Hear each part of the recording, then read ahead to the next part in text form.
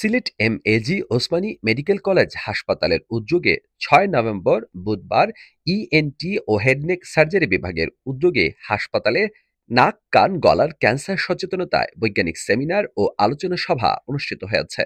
কলেজের medical education ইউনিটে ২ পর্বে অনুষ্ঠিত সেমিনারের প্রথম পর্বের শুরুতেই হেডনেক ক্যান্সার প্রতিরোধে সচেতনতা বৃদ্ধির লক্ষ্যে আমাদের করণীয় পাশাপাশি সামাজিক আন্দোলনের আহ্বান জানিয়ে প্রবন্ধ উপস্থাপন করেন বিভাগীয় প্রধান ডাক্তার নুরুল হুদা নাইম।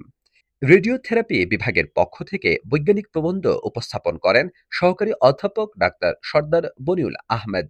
প্যাথোলজি বিভাগের পক্ষ থেকে বৈজ্ঞানিক প্রবন্ধ উপস্থাপন করেন ডাক্তার শর্মিষ্ঠা রায়। আর রেডিওলজি বিভাগের পক্ষ থেকে বৈজ্ঞানিক প্রবন্ধ উপস্থাপন করেন ডাক্তার পাপড়ি সাহা।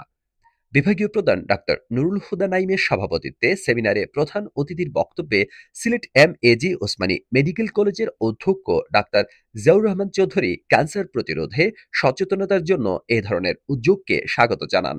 সিলেট অঞ্চলে ক্যান্সার পরিস্থিতি খুবই ভয়াবহ এই মন্তব্য করে তিনি বলেন, মরণঘাতী এই রোগ প্রতিরোধে সচেতনতা সৃষ্টির পাশাপাশি ধূমপানের বিরুদ্ধে ব্যাপক প্রচারণা চালাতে হবে। সিলেটের নাক কান গলার ক্যান্সার সার্জারির চলমান কার্যক্রমকে সমন্বিতভাবে আরও এগিয়ে নেওয়ার জন্য আহ্বান করে তিনি বলেন, এজন্য কলেজ কর্তৃপক্ষের সব ধরনের সহযোগিতা অব্যাহত থাকবে। বিশেষ অতিথির বক্তব্যে Sylhet MAG Osmani medical college হাসপাতালের পরিচালক brigadier general doctor Umar Rashed Monir নাক কান গলা বিভাগের বিভিন্ন কার্যক্রমের প্রশংসা করেন। ক্যান্সার জটিল রোগ আখ্যায়িত করে তিনি বলেন, এজন্য মাল্টি ডিসিপ্লিনারি অ্যাপ্রোচ নিতে হবে।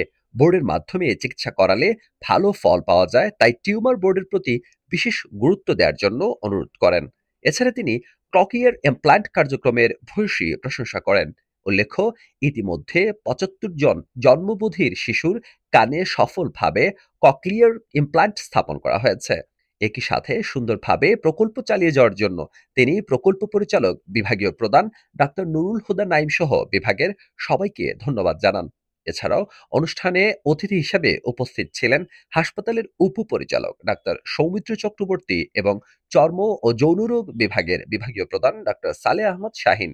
সভাপতির বক্তব্যে বিভাগীয় প্রধান অধ্যাপক ডাক্তার নুরুল হুদা নাইম বলেন, সচেতনতা সৃষ্টির মাধ্যমে হেড নেক ক্যান্সার অর্ধেকে নামিয়ে আনা সম্ভব। তিনি বলেন, নাক কান গলার ক্যান্সারের সাথে জড়িত মানুষের কথা বলা, মানুষের খাবার দাবার, এমনকি শ্বাস প্রশ্বাসও।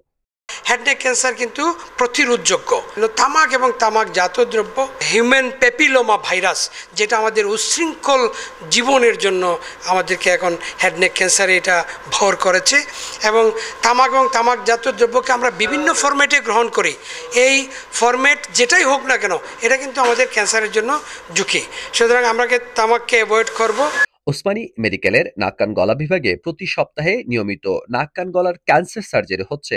তবে সমগ্র বিভাগের চাপ সামলানোর জন্য অপারেশনের নির্ধারিত দিন আরও বাড়ানোর প্রয়োজন উল্লেখ করেন তিনি। এছাড়াও তিনি ঘোষণা দেন যে আগামী ২০২৫ সালের এপ্রিল মাসে Sylhet MAG Osmani medical college হাসপাতালে সপ্তাহব্যাপী হেড নেক ক্যান্সার সচেতনতা সপ্তাহ পালিত হবে। অনুষ্ঠানের দ্বিতীয় পর্বে প্যানেল ডিসকাশনে অংশগ্রহণ করেন সিলেট উইমেন্স মেডিকেল কলেজ হাসপাতালের নাক কান গলা বিভাগের বিভাগীয় প্রধান অধ্যাপক ডাক্তার মাসুকুর রহমান চৌধুরী।